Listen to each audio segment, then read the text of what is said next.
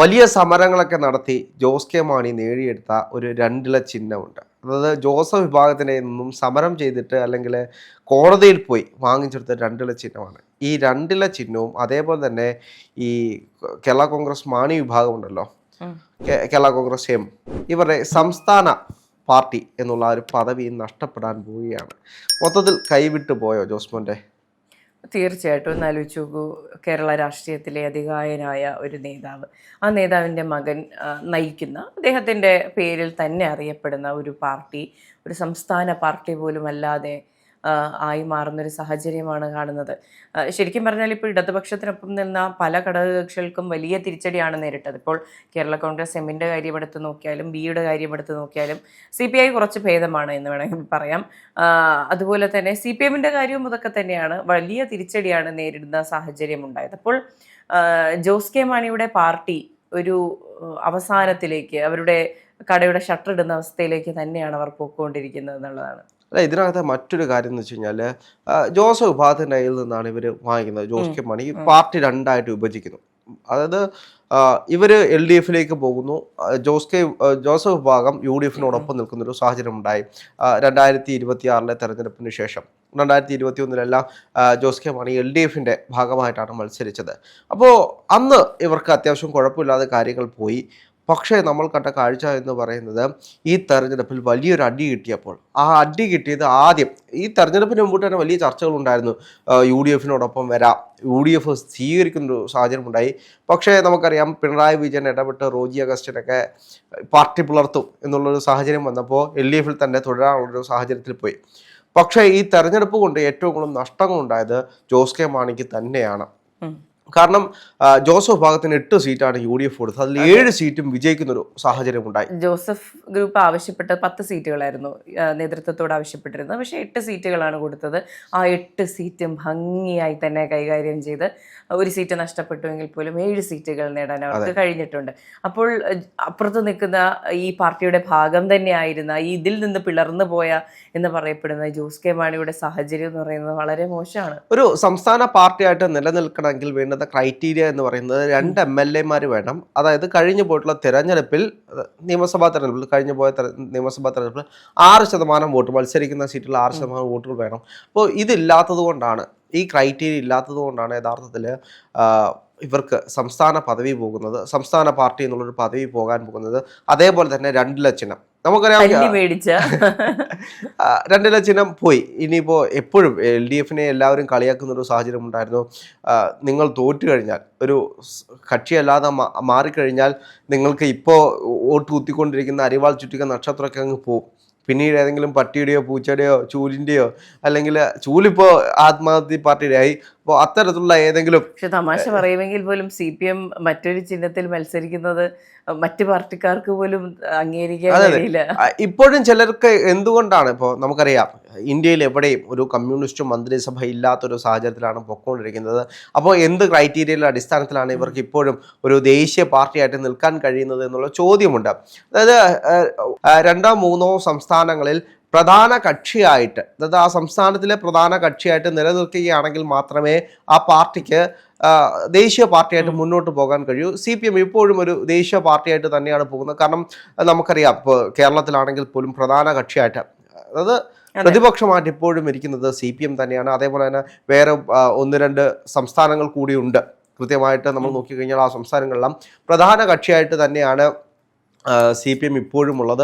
അതുകൊണ്ടാണ് CPM-നെ പ്രധാന കക്ഷിയായിട്ട് ഇപ്പോഴും ഉൾക്കൊണ്ടുകൊണ്ടുപോകുന്നത്. അപ്പോൾ ചില ആളുകൾക്ക് സംശയം ഉണ്ടാകും, ഈ തെരഞ്ഞെടുപ്പിൽ രാജ്യത്തെങ്ങും അധികാരമില്ലാത്തൊരു പാർട്ടി എങ്ങനെ സംസ്ഥാന പാർട്ടി, ദേശീയ പാർട്ടിയായിട്ട് നിലനിൽക്കുമെന്നുള്ളത്. അപ്പോൾ ഇങ്ങനെയുള്ള കുറേ ക്രൈറ്റീരിയ ഉണ്ട്. ഇത്ര ശതമാനം വോട്ട് ഷെയർ വേണം.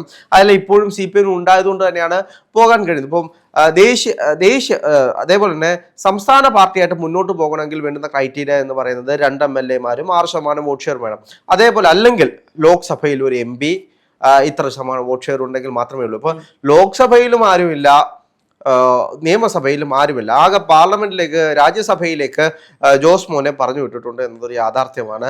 അദ്ദേഹത്തിന്റെ കാലാവധി ഇപ്പോൾ കഴിയും. അതും കൂടെ കഴിഞ്ഞു കഴിഞ്ഞാൽ പിന്നെ ഈ 2 ചിഹ്നത്തിൽ ആരുമില്ലാത്തൊരു സാഹചര്യത്തിലേക്ക് പോകും. നിയമസഭയിലും പാർലമെന്റിലും എവിടെയും ഒരു പ്രാതിനിധ്യവും ഇല്ലാതെ പോകും. അങ്ങനെ ദേശീയ പാർട്ടി പദവി പോയി, 2 ചിഹ്നം പോയി. വേണമെങ്കിൽ ജോസഫ് വിഭാഗത്തിന്റെ കൂടെ ചേരുകയാണെങ്കിൽ ആ 2 ലക്ഷം നിലനിർത്താൻ ചിലപ്പോൾ കഴിഞ്ഞു വരും. വേണമെങ്കിൽ ജോസഫ് വിഭാഗം ഒരു കോടതിയിൽ പോയി കഴിഞ്ഞാൽ ചിലപ്പോൾ കിട്ടിക്കാം. പക്ഷേ യഥാർത്ഥത്തിൽ ഔദ്യോഗിക പക്ഷം ഞങ്ങളാണ് എന്ന് പറഞ്ഞിട്ടാണ് ജോസ് കെ മാണി ആ 2 ചിഹ്നം ജോസഫ് വിഭാഗത്തിന്റെ കയ്യിൽ നിന്നും പിടിച്ചു വാങ്ങിക്കുന്നത് നമ്മൾ കണ്ടതാണ്. അപ്പോൾ ഇത്രയും വലിയ രാഷ്ട്രീയ സാഹചര്യങ്ങൾ നടക്കുമ്പോൾ ഇനി എന്താണ് ഇവർ തമ്മിൽ എന്തെങ്കിലും സെറ്റിൽമെന്റ് വരുമോ? കാരണം ഒരു പാർട്ടിയുടെ ഐഡന്റിറ്റി എന്ന് പറയുന്ന ആ പാർട്ടിയുടെ ചിഹ്നമാണ്. ഇപ്പോൾ കോൺഗ്രസിനെ സംബന്ധിച്ച് കോൺഗ്രസിന്റെ ചിഹ്നം ആണ് കൈപ്പത്തിയാണ്. കൈപ്പത്തി എവിടെ കണ്ടു കഴിഞ്ഞാൽ അത് UDF ആണ് എന്ന് തന്നെ നമുക്കറിയാം. ഈ തെരഞ്ഞെടുപ്പിലൊക്കെ നമ്മൾ എല്ലാ തെരഞ്ഞെടുപ്പിലും വലിയ തിരിച്ചടികൾ നേരിടുന്നത് ഈ ചിഹ്നത്തിന്റെ ഉണ്ടാകുന്ന ഈ തെരഞ്ഞെടുപ്പിൽ ഉണ്ടായിരുന്ന മറ്റേ ശശീന്ദ്രന്മാർ തമ്മിൽ മത്സരിക്കുമ്പോൾ ക്ലോക്ക് ചിഹ്നത്തിന് വേണ്ടിയിട്ട്, അതായത് യഥാർത്ഥ ക്ലോക്ക് ചിഹ്നം മറ്റേ ശശീന്ദ്രനെയാണ്. അപ്പം ഇവർ NCP അങ്ങോട്ടും ഇങ്ങോട്ടും മാറിപ്പോകുന്നതുകൊണ്ട് യഥാർത്ഥ പാർട്ടി ആകുമ്പോൾ അവരുടെ കയ്യിൽ ആ ഒരു ചിഹ്നം. അപ്പോൾ CPM-നോടൊപ്പം നിൽക്കുന്ന ശശീന്ദ്രന് ക്ലോക്ക് ചിഹ്നം മാറിപ്പോകുന്ന ഒരു സാഹചര്യം ഉണ്ടായി. അതുകൊണ്ടാണ് തോൽവി ഉണ്ടായത് എന്നൊരു വിലയിരുത്തൽ അദ്ദേഹം നടത്തുന്നത്. പഞ്ചായത്ത് തെരഞ്ഞെടുപ്പിലായിക്കോട്ടെ, നിയമസഭാ തെരഞ്ഞെടുപ്പിലൊക്കെ എല്ലാ കാലത്തും തെറ്റിപ്പോകുന്ന ഒരു കാര്യമാണ് ചിഹ്നം നോക്കി മാറിക്കുത്തി പോകുന്നത്, അതുപോലെ അപരന്മാരുടെ പേരിൽ മാറിപ്പോകുന്നതും.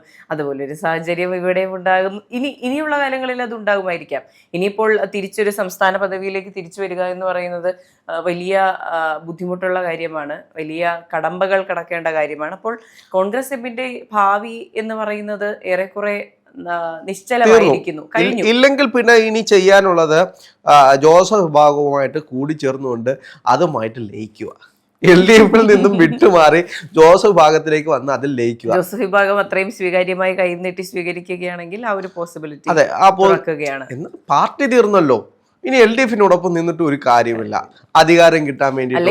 അല്ലെങ്കിൽ ഈ പറഞ്ഞ ജോസഫ് ഗ്രൂപ്പ് ചെയ്തതുപോലെ, RSP ചെയ്തതുപോലെ, CMP ഒക്കെ ചെയ്തതുപോലെ UDF-നൊപ്പം 10 വർഷം വിശ്വസ്തരായി കൂടെ നിന്നതുപോലെ LDF-നൊപ്പം അടുത്ത 5-10 വർഷങ്ങൾ വിശ്വസ്തരായി കൂടെ നിന്നുകൊണ്ട് തിരിച്ചു വരാൻ കഴിയുമെങ്കിൽ അങ്ങനെ. അതെ, എന്നാലും പോയ ചിഹ്നം ചിലപ്പം കിട്ടിയെന്ന് വരില്ല എന്നൊരു യാഥാർത്ഥ്യമാണ്. ഇപ്പോ അതിന് കുറെ കാര്യങ്ങൾ, നൂലാമാലകളൊക്കെ ഉണ്ട്. അപ്പം നമ്മൾ ഈ കളിയാക്കുമ്പോൾ പോലും ഇനി അടുത്ത 5 കൊല്ലം കഴിഞ്ഞിട്ട് വീണ്ടും LDF-ന് അധികാരത്തിൽ വരാൻ കഴിഞ്ഞില്ലെങ്കിൽ, LDF ഇല്ലാതായി പോയി കഴിയുന്ന ഒരു സാഹചര്യം ഉണ്ടായിക്കഴിഞ്ഞാൽ വലിയ രീതിയിൽ LDF-നെ ബാധിക്കും. LDF-ന്റെ ചിഹ്നം പോകുന്ന ഒരു അവസ്ഥ ഒന്ന് ആലോചിച്ച് നോക്കൂ. അതായത് LDF-ന്റെ ഐഡന്റിറ്റി എന്ന് പറയുന്നത് അരിവാൾ ചുറ്റികയാണ്.